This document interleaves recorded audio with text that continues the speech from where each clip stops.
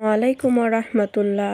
সত্যের দিশা চ্যানেলের পক্ষ থেকে সবাইকে আন্তরিক শুভেচ্ছা ও অভিনন্দন।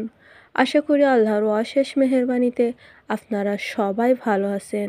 সুপ্রিয় দর্শক, আজকে আপনাদের সঙ্গে আলোচনা করব রোজা রাখা অসম্ভব ব্যক্তিরা যা করবেন এই সম্পর্কে। তো চলুন জেনে নিই কী করবেন যারা রোজা রাখতে পারবেন না তারা। প্রত্যেক জ্ঞানসম্পন্ন সুস্থ মুমিন মুসলমানের জন্য রোজা রাখা ফরজ, কিন্তু যারা অসুস্থ, মুসাফির, গর্ভবতী বা যাদের দুগ্ধভূষণ ছোট শিশু রয়েছে তাদের জন্য রোজার বিধান রয়েছে। যারা এসব অবস্থা থেকে মুক্ত হয়ে পরবর্তীতে এই রোজা আদায় করে নেবে, কিন্তু যারা একেবারে অসুস্থ, সুস্থ হওয়ার কোনো সম্ভাবনাই নেই, রোজা রাখা অসম্ভব এমন ব্যক্তির জন্য করণীয় কি? নিশ্চিত রোজা অপারগ ব্যক্তি করণীয়। আল্লাহ তাআলা বলেন, রোজা নির্দিষ্ট কয়েকটি দিনের জন্য, অতঃপর তোমাদের মধ্যে যে পীড়িত কিংবা মুসাফির সে অন্য সময় এই সংখ্যা পূরণ করে নেবে।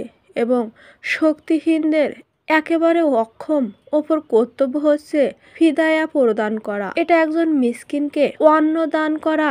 এবং যে ব্যক্তি নিজের খুশিতে সৎ কাজ করতে ইচ্ছুক তার পক্ষে তার আরও উত্তম, আর সে অবস্থায় রোজা পালন করাই তোমাদের পক্ষে উত্তম। যদি তোমরা বোঝো, সূরা বাকারা আয়াত নাম্বার 184। এই আয়াতে আলোকে বোঝা যায় যে যদি কোনো প্রাপ্তবয়স্ক জ্ঞানসম্পন্ন মুসলমান অসুস্থতার কারণে রোজা রাখতে একেবারে অক্ষম হন এবং পুনরায় সুস্থ হয়ে তার সক্ষমতা ফিরে পেয়ে রোজা আদায় করা সম্ভাবনাও না থাকে, ওই ব্যক্তি তার প্রতিটি রোজার জন্য একজন প্রাপ্তবয়স্ক জ্ঞানবান মিসকিনকে খাবার দান করবে। আবার এমন বার্ধক্য উপনীত ব্যক্তি যার পুরোপুরি জ্ঞান আছে এবং রোজা রাখলে তার জীবনহানি আশঙ্কা আছে, কিংবা জীবনহানির আশঙ্কা বিশেষজ্ঞ দিনদার ডাক্তার রোজা রাখতে নিষেধ করেছে, ওই ব্যক্তির জন্য একজন প্রাপ্তবয়স্ক জ্ঞানবান মিসকিনকে খাবার দান করবেন। ফিদায় পরিমাণ সম্পর্কে ইসলামের গবেষণার বিশ্লেষণ। প্রতিটি রোজা জন্য একটি সাদকাতুল্য ফিতরের পরিমাণ সাদকা দেওয়া আবশ্যক, আর তা হলো একজন অসহায় ব্যক্তিকে পেট ভরে দুবেলা খাওয়ানো। সাদকাতুল্য ফিতর গম হলো সর্বনিম্ন 1 কেজি 632.96 গ্রাম বা তার মূল্য। সাদকাতুল্য ফিদার জব, খেজুর, পানি ও কিশমিশ হলে সর্বনিম্ন 3 কেজি 265.92 গ্রাম বা তার সমপরিমাণ মূল্য। যারা রোজা রাখতে একেবারে অক্ষম ওই সব ব্যক্তিদের রোজা ফিদায় হিসাবে এই হিসাব সাব্যস্ত করা হয়েছে। যারা অসুস্থতার কারণে রোজা রাখতে পারেনি বা অসুস্থ হয়েও রোজা রাখা সম্ভব নয়, তাদের প্রতি রোজার জন্য এই হিসাব প্রযোজ্য।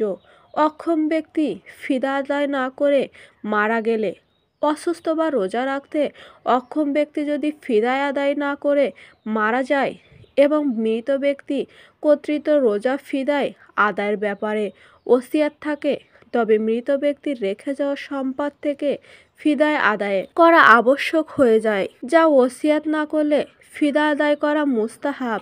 মনে রাখতে হবে, একেবারে অক্ষম কিংবা অসুস্থ কোনো ব্যক্তি যদি দীর্ঘদিন পর দেরিতে হলেও অসুস্থ হয় এবং রোজা রাখার শক্তি অর্জন করে, তবে ওই ব্যক্তি ওপর রোজা কাজা আদায় করা আবশ্যক হয়ে যাবে।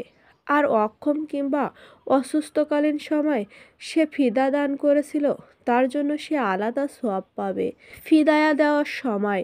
গরিব অসহায় ফিদায়া দেওয়ার সর্বোত্তম সময় হলো রমজানের প্রতিদিনই তা আদায় করবে, অর্থাৎ সাধারণ রোজাদার যেভাবে ইফতারি, সাহারি ও খাবার গ্রহণ করে সেভাবে খাবার দান করা, অথবা রোজা শুরু হওয়ার আগে হিসাব করে 1 মাসের খাবার বা উল্লেখিত হিসাবে খাদ্য সামগ্রী বা তার সমপরিমাণ মূল্য পরিশোধ করা।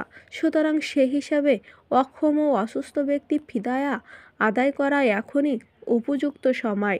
যদি কেউ কোনো কারণবশত তা দিতে না পারে, তবে রোজা শুরু হয়ে গেলেও তা দিতে পারবে। তবে প্রতিটি রোজার জন্য তা হিসাব করে দিতে হবে।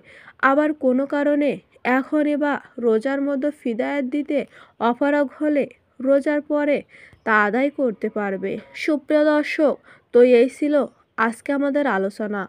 আল্লাহ তাআলা মুসলিম উম্মাহর যেসব রোজা রাখতে অক্ষম, অসুস্থ কিংবা বর্ধক উপনীত জ্ঞানবান সচ্ছল ব্যক্তিদের রোজা ফিদয়াত যথাযথভাবে আদায় করার তৌফিক দান করুক।